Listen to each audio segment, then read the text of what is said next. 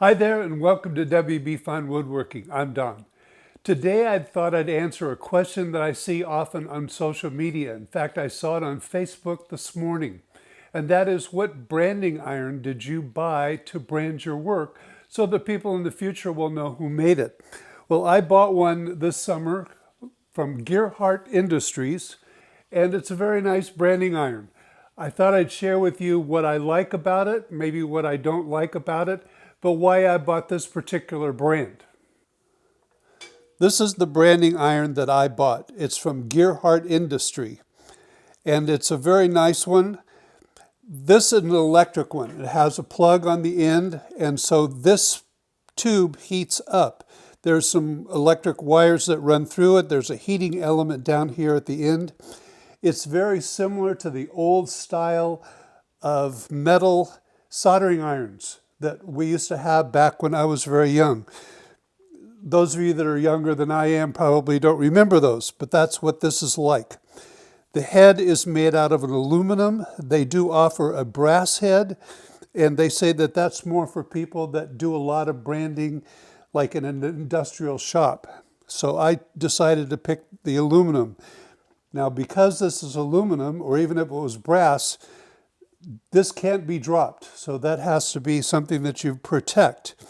One of the things that I liked about their particular brand, as opposed to others, is that this head does screw off. Now, I'm not going to take it all the way off. I could replace this branding iron with something else, like a signature or something else that I bought from them. So that's sort of future-proofing this a little bit.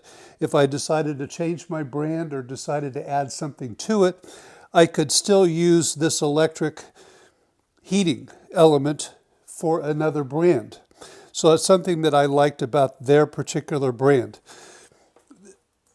This is what it looks like from the front. Now, I got one that's deeper than others. They have two options, one that's a shallow etching and one that's a deeper etching. I chose the deeper etching.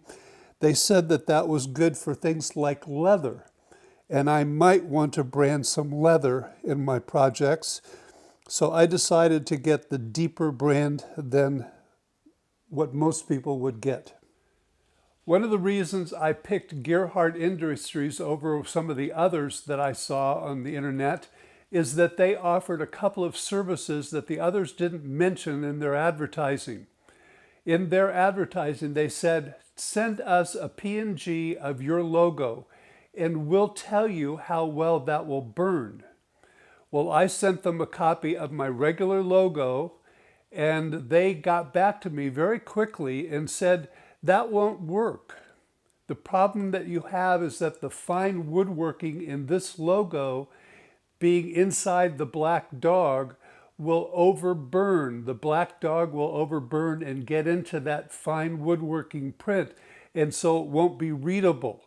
So my regular logo that I have, I couldn't use for my branding iron. So I did make a change. That's where the next thing that they mentioned in their advertising came in, and that was, send us your JPEG of your corrected logo and we'll make it and print it out before we send it to you. So what they did is they came up with this on a piece of plywood, and they told me that that is the brand that they did using my branding iron. And it worked out very nicely. So I was very pleased with that part of their service. When Gearheart Industries sent me the branding iron, they also sent me the brand that they did on a piece of plywood so that I could see what it was supposed to look like after I practiced some with it. I'm still not quite to that point yet, but I'm getting there. Some of you out there I know are saying, wait a minute, Don, hold it. I can't draw worth beans. And my computer skills as far as drawing are concerned are just terrible. So how in the world can I create a logo for a brand? Well, that's another place that Gearheart Industry does have you covered. On their website, they do offer a free designing tool. Now, it's very limited as far as the graphics that are available and the fonts that are available, but you can use it to design a logo for a brand. And once you've designed it like I have here, You can download it into their system and they'll make a brand directly from their design tool. So that's an option that they do offer. On my YouTube channel, watch for a video on how I design my logo.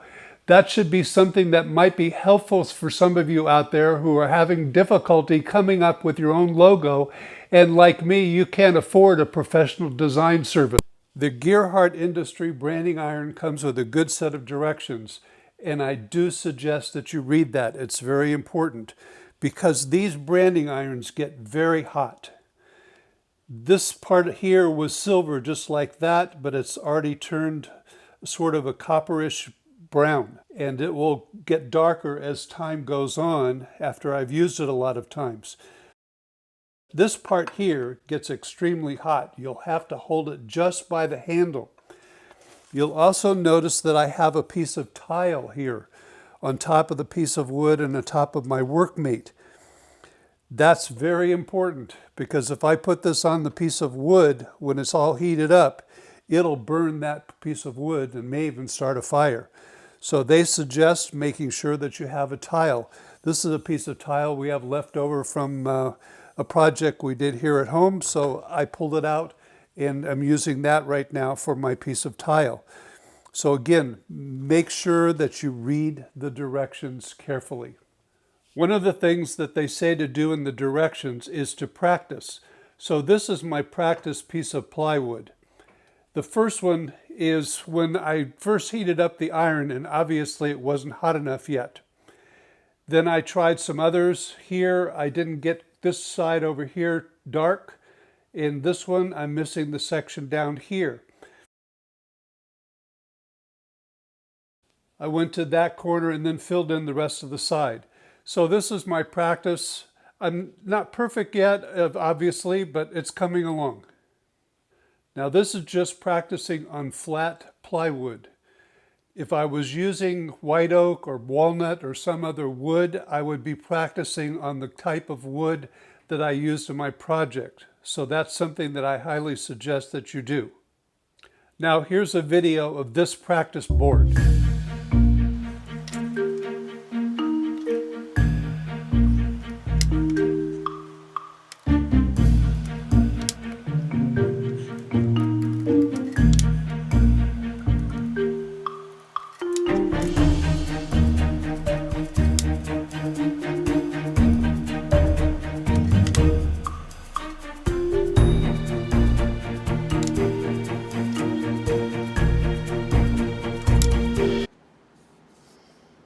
For my first project using the branding iron, I decided to brand the inside of the top drawer in the lathe cabinet that I'm making. And so that's this side of the drawer. You'll notice on the right-hand side, in order to keep the piece from teetering off of the edge of the tile, I placed a couple of wedges.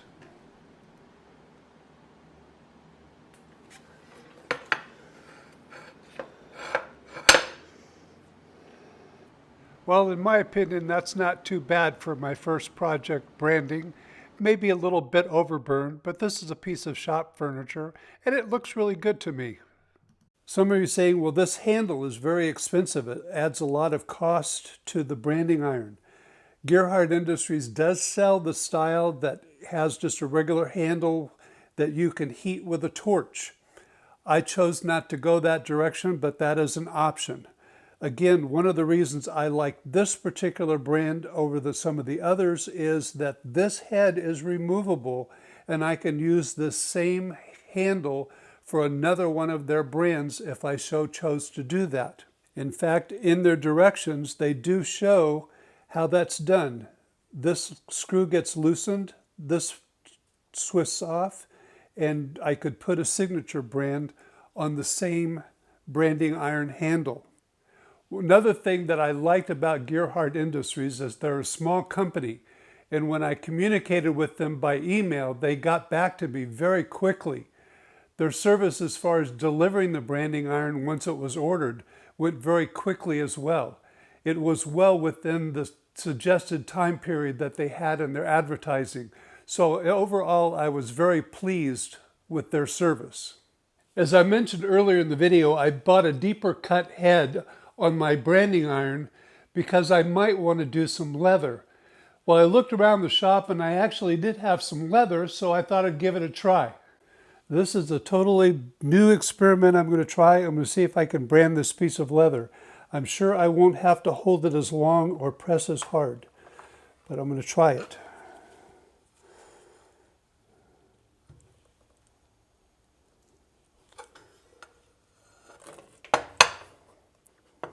That's interesting. It shriveled it up.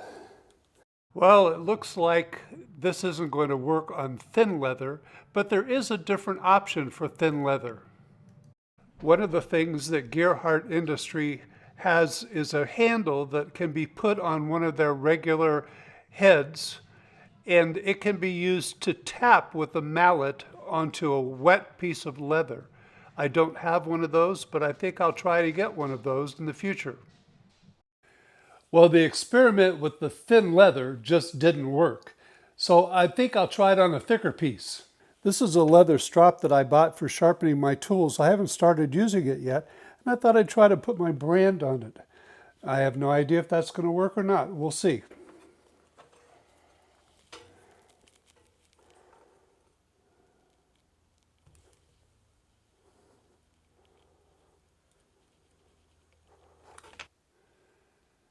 Now, obviously, I overburned this brand.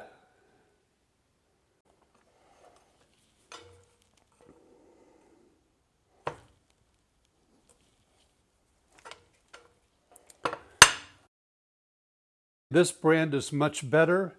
This portion over here is a little light and this is a little dark up there.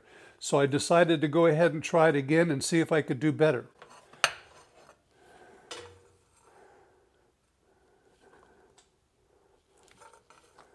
I'm really happy with this brand. I think it looks really nice on this piece of leather.